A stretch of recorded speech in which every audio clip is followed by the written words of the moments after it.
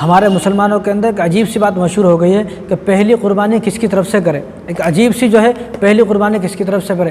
پہلی دوسری قربانی کچھ بھی نہیں ہے. جو آدمی صاحب نصاب ہے، ہر صاحب نصاب پر قربانی واجب ہے.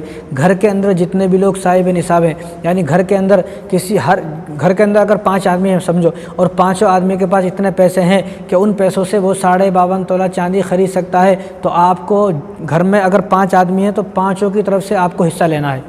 یعنی 5 جانور، یا تو 5 حصے لیں، نہیں تو 5 بکرے لیں، آپ کو کرنا ضروری ہے. لیکن کچھ لوگ یہ سوچتے ہیں کہ پہلی دوسری قربانی کچھ بھی نہیں ہے.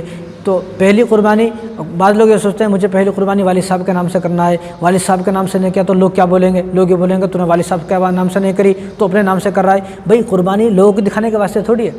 قربانی ہر اس شخص پر ہے جو صاحب نصاب ہو، جو زندہ ہو. آج کل ماحول کیا دیکھا گیا ہے؟ نہیں میرے والد صاحب جو انتقال ہو گیا، پہلے میں ان کی طرف سے لوں گا، پھر آپ کی طرف سے کون لے گا؟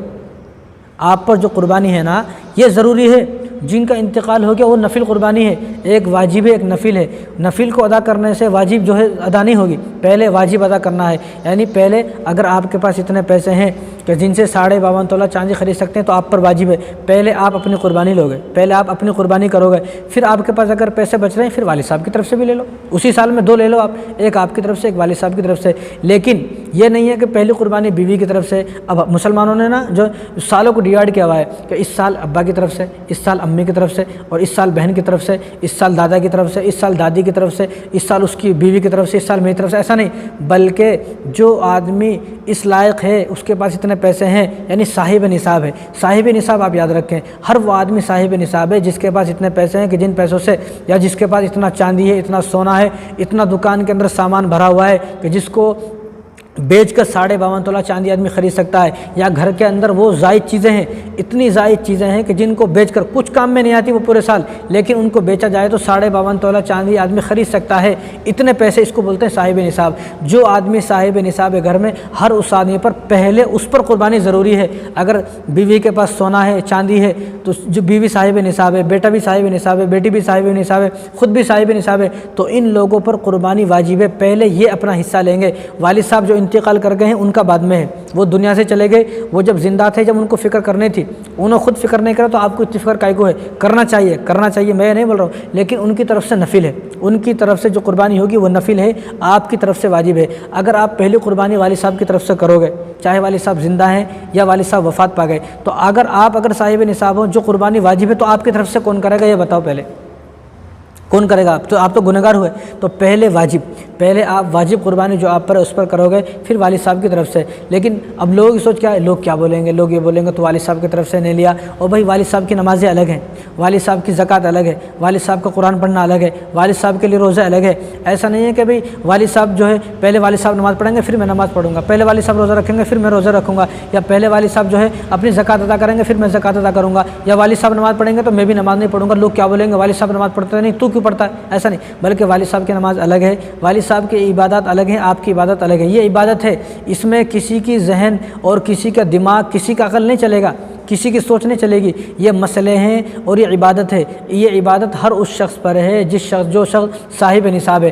گھر کے اندر جتنے بھی لوگ صاحب نصاب ہیں، ہر آدمی پر قربانی کرنا ضروری ہے. جتنے بھی لوگ صاحب نصاب ہیں، 5 آدمی صاحب نصاب ہے تو 5 پر قربانی کرنا ضروری ہے. ایسا نہیں 5 آدمی صاحب نصاب ہے، قربانی ایک کی طرف سے ہو رہی ہے. 5 آدمی گھر کے اندر ہے، 5 کے اکاؤنٹ میں 2-2 3-3 لاکھ روپے ہیں، لیکن بیوی کے پاس بھی سونا ہے، بیٹے کے پاس بھی جو ہے لاکھوں روپے اکاؤنٹ میں ہے، اور بیٹی کے پاس بھی سونا زیورات بھرے ہوئے ہیں، لیکن قربانی کا حصہ ہو رہا ہے ایک. اور یہ بولنا کہ بھائی پورے گھر کی طرف سے ایک ہی ہو جائے گی، ایسا کیسا ہو سکتا ہے؟ پورے گھر کی طرف سے ایک حصہ کیسے ہو جائے گا؟ پورے گھر کے اندر جتنے بھی صاحب نصاب ہیں سب کی طرف سے الگ الگ قربانی کرنا ضروری ہے. پورے گھر والوں کی طرف سے ایک بکرا کرے تو نہیں ہوتا. کچھ لوگ یہ سوچی ہے کہ پورے گھر کی طرف سے ایک بکرا کر دیا تو ہو جاتا. بھئی پورے گھر والے کما رہے الگ، سب کے گھر میں اگر 4 بیٹے ہیں، 4 بیٹوں کی گاڑی الگ ہے، 4 بیٹوں کے فون الگ ہے، 4 بیٹوں کی بیوی الگ ہے، 4 بیٹوں کے بچے الگ ہے، زمین الگ ہے، پلاٹ الگ ہے، سب چیز الگ ہے. لیکن جب قربانی کا مسئلہ آتا ہے تو پورے گھر والوں کی طرف سے ایک، یہ کیسے ہو جائے گا؟ بھئی بیوی ایک کی ہے نا، تو ایک کی بیوی سب کو کافی کیوں نہیں ہو رہی؟ ایک کے بچے سب کو کافی کیوں نہیں ہو رہے؟ یہ ایک گھر جو اتنا بڑا ہے، یہ ایک گھر سب کو کافی کیوں نہیں ہو رہا؟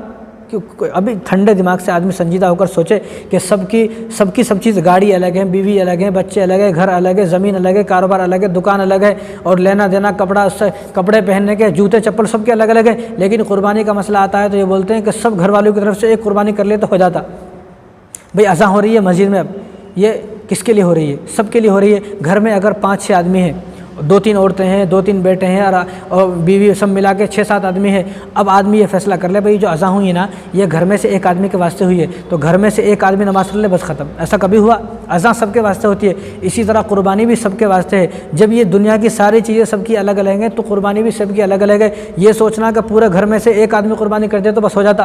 آج کل یہ دیکھا گیا ہے بیوی کے پاس بھی اتنا سونا ہے کہ 8-8 10 تولے سونا ہے، چاندی کلو کے حساب سے بیوی کے پاس ہے، بیٹی کے پاس پیروں میں پائل ہے اور ہاتھوں میں اس کے کنگن ہیں سونے کے، اور اس کے بیٹا ہے، بیٹے کے پاس آئی فون ہے، بڑا مہنگا فون ہے 1 لاکھ کا، اس کے اکاؤنٹ میں بھی 2-3 لاکھ روپے ہیں، لیکن عقل کام نہیں کر رہی، کیا ہوا سمجھ میں نہیں آ رہا، تو کیا کرتے ہیں بس ایک بکرا لا لیے، بس سب کی طرف سے ہو گیا۔ بھئی اتنے سارے لوگ صاحب نصاب ہیں، تو گھر کے اندر جتنے بھی لوگ صاحب نصاب ہیں سب کو اپنی طرف سے الگ الگ قربانی کرنا ضروری ہے۔ ایک ہی قربانی سب کی طرف سے ایسا ادا نہیں ہوگی، یا نہیں ہوگی، بالکل ہرگز نہیں ہوگی۔ جب سب کی سب چیزیں الگ الگ ہیں تو قربانی بھی سب کی الگ الگ ہوگی۔ تو اس طرح یاد رکھیں کہ پہلی دوسری قربانی کچھ بھی نہیں ہے، پہلی دوسری قربانی نہیں ہوتا۔ جو آدمی صاحب نصاب ہے اس آدمی پر پہلے قربانی کرنا ضروری ہے۔ لوگ یہ سوچنا کہ میری امی کی طرف سے نہیں ہوئی، بھئی نہیں ہوئی تو کیا کرنا، ان کے پاس نہیں ہے۔ آج کل یہ دیکھا جاتا ہے کہ والدین غریب ہیں، بیٹا مالدار ہے، بڑا بھائی غریب ہے، چھوٹا بھائی مالدار ہے، چھوٹا بھائی مالدار ہے، چھوٹا بھائی غریب ہے، بڑا بھائی مالدار ہے۔ تو ایسا نہیں، جو آدمی مالدار ہے، جو آدمی صاحب نصاب ہے، ہر صاحب نصاب پر قربانی کرنا ضروری ہے۔ پہلی دوسری قربانی کچھ بھی نہیں ہوتا ہے۔ ایک اور